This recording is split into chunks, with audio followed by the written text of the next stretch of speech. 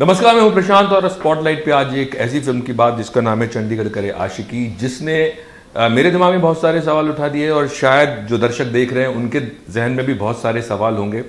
तो सवालों के जवाब देने के लिए हमारे साथ हैं फिल्म के डायरेक्टर अभिषेक कपूर और वानी कपूर, फिल्म की लीड एक्ट्रेस। बहुत बहुत शुक्रिया हमसे बात करने के लिए। सबसे पहले तो बहुत ही हल्का फुल्का सवाल जो मुझे समझ में आता है कि फिल्म बनाने से पहले और अब जब फिल्म रिलीज हो गई है तो जो एक्सपेक्टेशन थी उससे बेटर रिस्पांस मिल रहा है या किस तरह के रिएक्शंस मिल रहे हैं आप दोनों को? मुझे तो बहुत ही अच्छे रिस्पॉन्सेस सुनने को मिल रहे हैं जहाँ पे ऑडियंसेस ने फिल्म को एक्चुअली पूरे दिल से एक्सेप्ट किया है और आई थिंक कहीं ना कहीं जाके उन सब ने उसको एक बहुत ही सही दिशा में और सही लाइट में देखा है। तो आई थिंक वो बहुत ही मेरे लिए बहुत मायने रखता है। मेरे लिए मायने रखता है कि जो ट्रांस कम्युनिटी से काफ़ी लोग हैं जिन्होंने फिल्में देखी हैं, उन्होंने मुझे बोला है, उन्होंने सोशल मीडिया पे भी मैसेजेस डाले हैं कि वो कितने खुश हैं। मैंने भी पढ़े वो मैसेजेस कई सारे। तो वो मेरे लिए सबसे बड़ी अचीवमेंट है सर, बिकॉज आई फील कि मैं कम्युनिटी को रिप्रेजेंट कर रही हूँ जहाँ मैं बिलोंग नहीं करती। मैंने उनकी स्ट्रगल्स, उनकी ज़िंदगी नहीं देखी है और ये बहुत ही रिस्पॉन्सिबिलिटी का काम था। मैं नहीं चाहती थी कि कोई मिस रिप्रेजेंटेशन हो जाए। हाल भले ही आपका इंटेंट कभी कभी सही होता है बट आप कर सकते हो जो दैट कुड ऑफेंड समवन। तो आई थिंक वो मेरे लिए बहुत बड़ी बात है। एंड आई थिंक जिस तरह मानवी को प्यार मिल रहा है, फिल्म को प्यार मिल रहा है, आपको भी मिल रहा है जी। तो मैं बहुत खुश हूँ। ओके अभिषेक, जब आप ये ऐसी फिल्म बनाते हैं तो एक जिम्मेदारी होती है। आप एक बिरादरी की बात कर रहे हैं जिसे अभी तक हमारा समाज ठीक तरीके से समझ नहीं पाया। बाकायदा मैं ये सोच रहा हूँ कि आपने एंड में एक दिया था कि अमेरिका में इतने % लोगों के इस बारे में पता है, हिंदुस्तान में इतने लोगों के बारे में पता है। मैंने तो ये अपने आप में एक बहुत बड़ी बात थी कि इस तरह का सब्जेक्ट उठाना और फिर लोग अगर उसको देख के आपको अगर रिएक्ट कर रहे हैं जी, तो सबसे बेहतरीन रिएक्शन क्या आपको मिला अभी तक? सबसे बेहतरीन तो यही हो सकता है कि उस कम्युनिटी के लोगों को फिल्म पसंद आए। क्योंकि वो इतने फ्रेजाइल हैं, नाजुक हैं वो लोग, क्योंकि उनको आज तक समझ नहीं पाए हैं लोग। वो एक LGBTQ कम्युनिटी के साथ जुड़े हैं क्योंकि वो उनमें भी एक माइनॉरिटी है। बट जैसे हम गे कम्युनिटी की बात करते हैं, वो गे कम्युनिटी नहीं है। गे कम्युनिटी का गे वो होते हैं जो इट डील्स विद कि जो किसी जेंडर से प्यार करते हैं या जो अट्रैक्शन होता है, मगर ये संघर्ष इनका इंटरनल होता है। आप सोच सकते हैं कि अगर आपका दिमाग कहता है कि आप एक पुरुष हैं और आपका शरीर महिला का है, ये तो हम कभी सोचते भी नहीं अपने आप के बारे में, क्योंकि हमको ये तो ग्रांटेड ले लेते हैं कि ऐसा तो हो ही नहीं सकता। ये तो कभी हमारे दिमाग में ख्याल आता ही नहीं है। मगर लोग हैं जो ऐसे लोग हैं जो इस दुविधा में हैं और इस कठिनाई से गुजरते हैं, तो इनको समझना कितना कठिन है। तो इन लोगों को फिल्म पसंद आए, ये इससे बड़ी बात नहीं हो सकती है। बट इनके अलावा ऋतिक रोशन जी ने फिल्म देखी और उनको बहुत पसंद आई पिक्चर और मुझे बहुत अच्छा लगा क्योंकि वो एक बहुत ही नेक इंसान है और बहुत प्योर इंसान है। और जिस तरीके से उन्होंने मुझे कहा कि उनको फिल्म पसंद आई, वो मेरे दिल को छू गई बात। आपके तो को एक्टर रहे जी आपके बारे में दोस्त हैं। हाँ, इनके तो दोस्त हैं। हाँ, आपके साथ काम किया है और जब आपका काम देखा है तो उन्होंने अपना सोशल मीडिया पे तो डाल दिया है। आपको फोन करके कुछ बोला है नहीं बोला? जी वो बहुत खुश था। आई थिंक मुझे, गट्टू और आयुष्मान, हम तीनों को कॉल करके उन्होंने बात करी। उन्होंने मुझे इंटरवल में एक मैसेज डाल दिया था, how good are you, and I think he emotionally connected to the film and I think बहुत ही पूरे दिल से तारीफ करी है हर कैरेक्टर की और पिक्चर की और जिस तरह बनाई गई है फिल्म। आई थिंक उनको बहुत पसंद आई है genuinely and I am just grateful कि उन्होंने इतने प्यार से एम्ब्रेस किया है फिल्म को और उसके बारे में लिखा। जी, आपने पहले जवाब में एक बात बोली थी कि कहीं पे भी थोड़ी सी गलती ना हो जाए, किसी को बुरा ना लग जाए, हमारे इंटेंशन तो अच्छा है। अभिषेक, मैं आपसे ये पूछूं कि बहुत मुझे लगता है दो धारी तलवार थी ये फिल्म, क्योंकि एंटरटेनमेंट और मैसेज ज़्यादा प्रीची भी ना हो जाए और ऐसा भी ना हो जाए हंसी मजाक में कि किसी को बुरा लग जाए। जी, आपके लिए अभी तक की जितनी फिल्में आपने की हैं उनमें सबसे ज़्यादा टफ मान सकते हैं क्या इस फिल्म को? जी बिल्कुल मान सकते हैं। ये बहुत सबसे इम्पोर्टेंट फिल्म ये है मेरी, क्योंकि ये बहुत इसकी हैंडलिंग बहुत सोच समझ के करनी थी मैंने, क्योंकि अगर आप इसे ज़्यादा मजाकिया बना देंगे तो लोग बोलेंगे आप इनका मजाक उड़ा रहे हैं, और अगर आप बहुत ज़्यादा सीरियस और कहीं डार्क चले गए तो बोलेंगे हमें देखनी नहीं है। तो और ये फिल्म जो है एक अटेम्प्ट ये है, कोशिश ये है कि एक कॉन्वर्सेशन शुरू हो, क्योंकि ज़्यादातर जो LGBTQ की फिल्में बनती हैं वो उनमें एक एंग्विश होता है, एक गुस्सा होता है, क्योंकि उनको समझ नहीं पा रहे और उस कम्युनिटी के लोग बनाते हैं वो फिल्म, मगर वो दीवार के उस पार आवाज़ जाती नहीं है। और मेरी कोशिश ये रही है कि मैं उस तरफ से दीवार को तोड़ना शुरू करूं जो ये इस तरफ से तोड़ रहे हैं, ताकि हम इस कहीं मिल सकें, और जो आम जनता है, जो हमारे लोग हैं, जो समाज है, उनको इनकी बात समझ में आए। और अगर किसी को बात समझानी है तो आपको उनकी भाषा में बोलना पड़ेगा। तो ये मतलब हर कदम पे सोच समझ के बनाने वाली फिल्म थी। बिल्कुल बिल्कुल, क्योंकि मुझे ऐसा, जब मैं देख रहा था फिल्म तो मैं तीनों कैरेक्टर की तरफ गया, जो आयुष्मान का कैरेक्टर था, आपका कैरेक्टर था, और एक डायरेक्टर का जो कैरेक्टर होता है। मैंने कहा कि डायरेक्टर ने ये पॉइंट ऑफ व्यू क्यों लिया, नैरेटिव ऐसे क्यों लिया या ऐसे क्यों नहीं लिया। फिर मुझे लगा कि शायद जो आयुष्मान का कैरेक्टर है वो समाज है, वो सोसाइटी है, शायद इसलिए आपने वो रास्ता उधर से लिया। अगर मैं आपसे पूछूं, सेम कंफ्यूजन जैसे मुझे एज एन ऑडियंस हुआ आपको जब आप प्ले कर रहे थे ये कैरेक्टर, क्योंकि लेयर्स है कैरेक्टर में, कौन सा लेयर और कौन सी जगह पे आपको ज़्यादा मुश्किल हुई प्ले करना, वो जो एक इस तरह का इंसान, एक ट्रांस गर्ल या जो भी हम बात करें तो? मेरे लिए एक बहुत ही इम्पॉर्टेंट सीन है जब वो बताती हैं, द कमिंग आउट सीन, जब वो बताती हैं एक ऐसे इंसान को जिनके साथ वो शायद अपना जीवन जीना चाहे, पर काफ़ी चीज़ें जो उन्हें पीछे रोक के रखती हैं, बिकॉज ऑफ कोर्स एक पास्ट है जो कुछ शेक नॉर्मल पीपल, जैसे समाज में आपने बोला जैसे आयुष्मान का कैरेक्टर है, वैसे बहुत लड़के हैं और बहुत दुनिया में बहुत लोग हैं जो ऐसा सोचते हैं। And it's not easy to confess and come out and address something which is not normalized by everybody. तो I think just the fact कि वो जिस तरह बताती हैं, मैं नहीं चाहती थी कि कोई भी सीन छोटा हो या बड़ा हो कभी कोई कैरिकेचरिश हो जाए या गिमिकी लगे। तो मेरे लिए वो बहुत ज़रूरी था कि एक सिंसेरिटी रहे, एक अर्नेस्टनेस रहे, और एक होता है ना एक जस्ट दैट प्योरिटी जहाँ से वो आ रही है।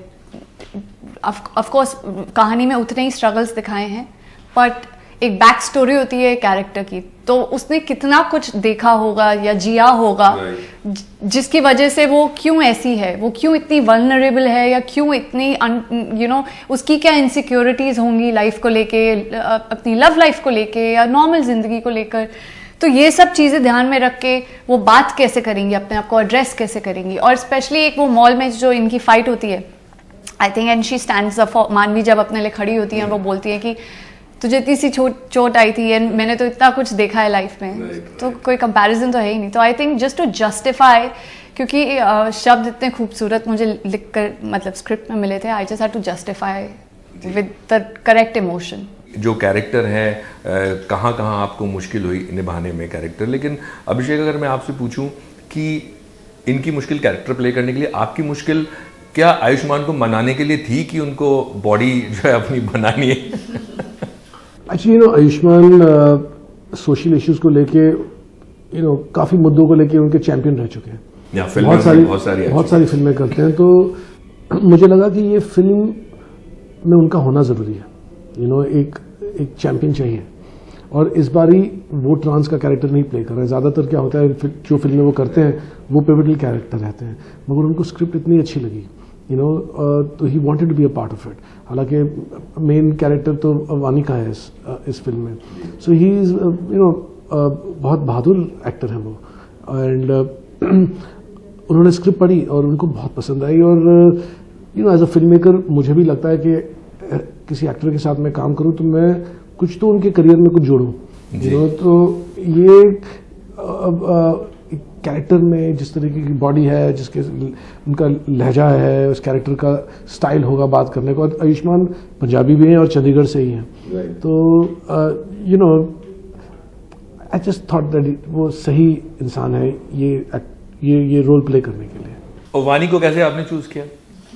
एक्चुअली वानी ये रोल कोई भी मेन स्ट्रीम एक्ट्रेस करे ये एक लॉन्ग शॉट है, क्योंकि हर मेन स्ट्रीम एक्ट्रेस को डर लगता है कि मुझे लोग कहीं इस तरीके से ना देखें, मेरा करियर का क्या होगा, वो कहीं मैं स्टिग्मेटाइज ना हो जाऊं, और तो ये सारे ख्याल तो मेरे दिमाग में थे। तो मैं सोच सकता हूँ कि एक अभिनेत्री के दिमाग में कितने होंगे ये। तो जब हम सोच रहे थे तो आयुष्मान ने मुझसे कहा कि आप वानी के बारे में क्यों नहीं सोचते हैं, और शुरू में तो मुझे लगा कि शायद वानी ना ही बोलेंगी, क्योंकि ये इतनी बड़ी फिल्में कर चुकी हैं, इतनी मेन स्ट्रीम फिल्में कर चुकी हैं, तो ये रिस्क क्या लेंगी वो। और तो बट मैंने फिर भी उन्हें स्क्रिप्ट भेजी और इन्होंने पढ़ी और इनको बहुत पसंद आई। और ये कमाल की बात है कि इनमें इतना जिगर है, एक हौसला है और कॉन्फिडेंस है और ट्रस्ट है, कि आप ये फिल्म कर सकती हैं।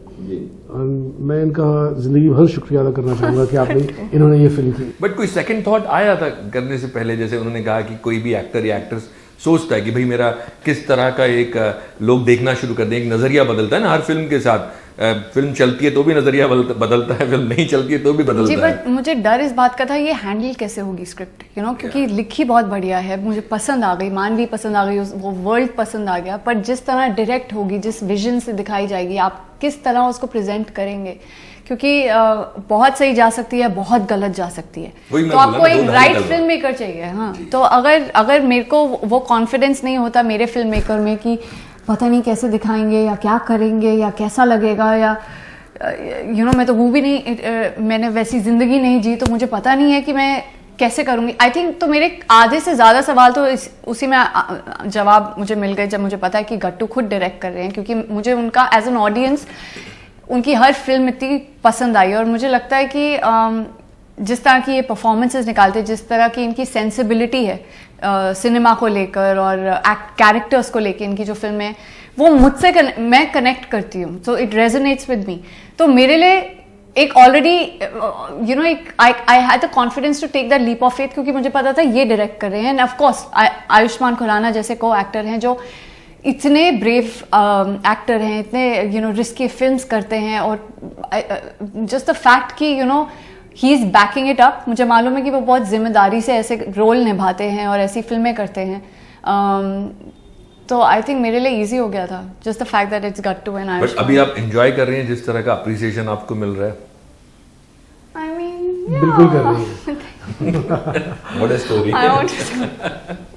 जी, लेकिन आप प्रिपरेशन के दौरान या आपने किसी से मिलना चाहा कि कोई ट्रांसजेंडर किसी से आप मिल सके? जी, एक्चुअली मुझे गट्टू ने ही कनेक्ट किया था, और फेस टाइम पे हमारी बातें होती थी कॉल्स पे, जैसे जूम हो गया या फेस टाइम कॉल्स हो गई, और जितना वो बताना चाहते थे और जितनी बात करना चाहते थे खुल के अपनी लाइफ के बारे में, दे वर जेनरस इनफ। उन्होंने मेरे साथ मुझे जितने सवालों के जवाब चाहिए थे उन्होंने सब दिए।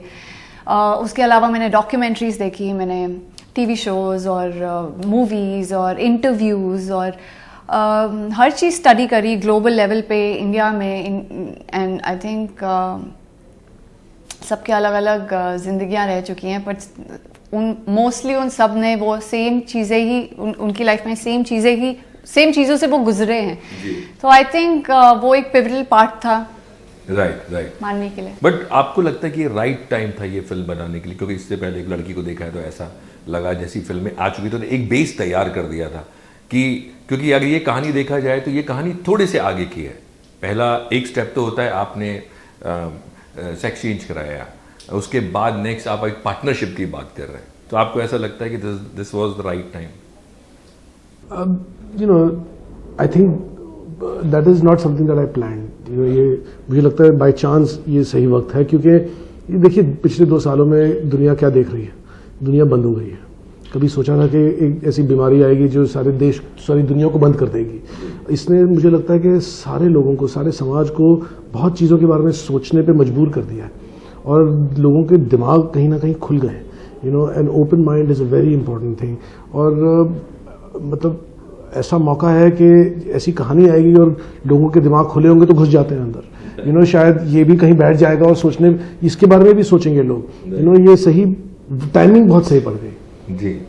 सो आपको लग रहा है कि जो अभी जितना भी इस बारे में बात हो रही है, जितना भी कम्युनिटी है जो बात कर रही है, लिख रहे हैं, आपको अप्रोच किया होगा लोगों ने, कोई सेकंड जो कहते हैं ना सीक्वल का या कुछ आइडिया मेरे दिमाग में है, मैं आपसे बाद में बता सकता हूँ लेकिन आपको कुछ आया जहन में या किसी ने कुछ आइडिया दिया या आपने कहा कि हाँ इसमें से थोड़ा सा इस मुद्दे को और दिखाना चाहिए था?